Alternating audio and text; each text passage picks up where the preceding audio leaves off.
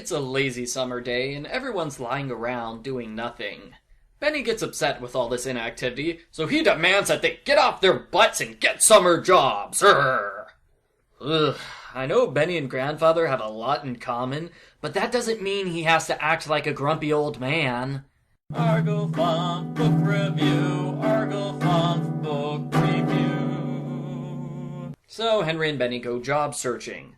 The first place they visit is the grocery store, because they love food. They practically live in this space.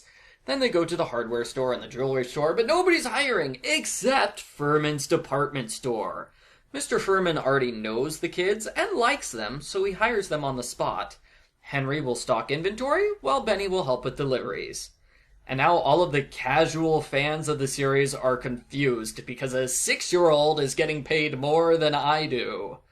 Please ignore the cover art. Benny is not 6 years old anymore. The book really should have mentioned this at some point. The first floor manager is an angry man named Mr. Fogg. He's angry in general because his back hurts, and he's angry in particular because he hates the Alden family and the way Grandfather basically runs the town.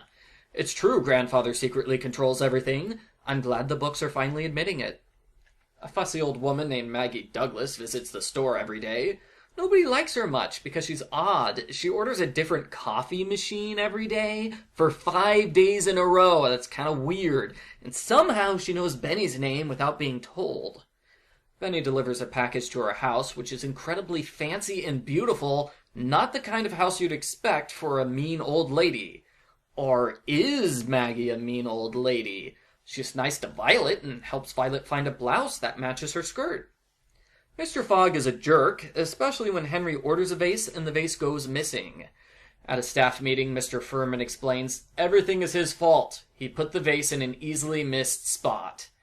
You think the store owner would know enough to not hide expensive vases underneath the counter? But I guess not.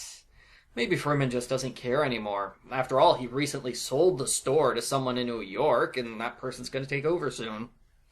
All of the store employees get anonymous letters, which have nice things, like, "You're a good employee. Customers love you." Mr. Fogg's letter tells him that he's a jerk and he should be nicer, or else all the customers will leave. This letter makes him even angrier than before. Expensive jewelry magically appears in the store with price tags on them. Aw, this is cute. See, the book was written before stores used barcodes to price items. The night watchman says that somebody broke into the store last night.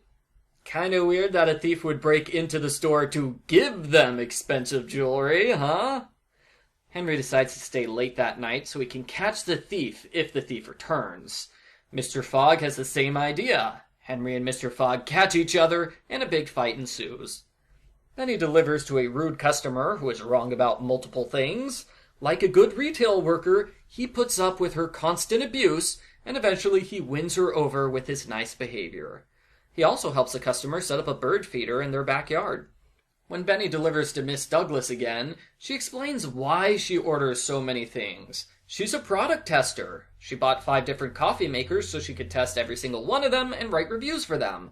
It's sort of like how I review books on YouTube, but it pays way better. Benny sees Grandfather driving around town with Mr. Furman and Miss Douglas. Benny thinks things over, and he solves the mystery. All is revealed when there is a company picnic at Miss Douglas's house. She sent all the notes to everyone, and she delivered the jewelry because she is the store's new owner.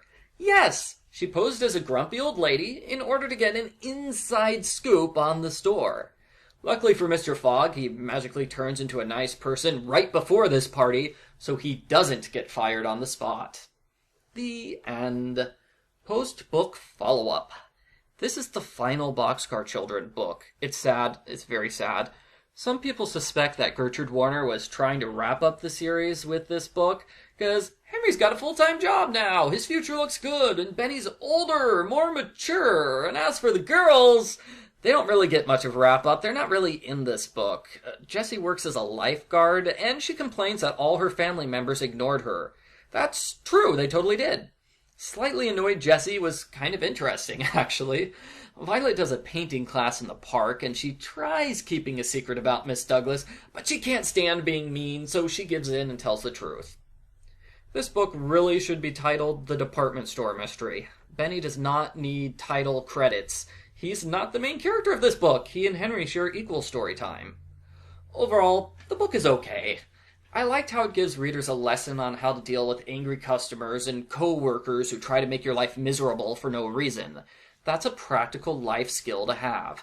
The mystery could have been polished a bit more. Like, why does a store owner have a side job as a product tester? But the good part about the mystery is that you can solve it on your own. The book almost encourages readers to solve the mystery on their own because there's a chapter where Benny mulls over all the various clues. That was nice. Much better than other mystery books I've read where the detective goes over all the clues and it feels like the author's just wasting time because they're just discussing things the reader already knows. I think I got a little off track there. Is this the best ending that the series could have gotten? No. But is it good enough? Yeah, I'd say so. I give Boxcar Children number 19, Benny Uncovers a Mystery, a 7 out of 10.